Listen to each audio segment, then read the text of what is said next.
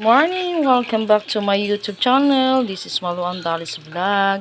Yan guys, isi-share ko sa inyo ang aking lulutuin ngayong adobong sitaw. Meron po tayo ngayon sitaw, tokwa, para sa sahog ko yan guys. Tapos may mantika, seasoning, asin, bechin, bawang, sibuyas, toyo at saka suka.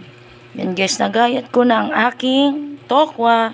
Pero may naka-ready na ako guys na pinirito na. Yan. Kita ko sa inyo aking piniritong tokwa. Yehey. Yan. May ulam na kami ngayon guys.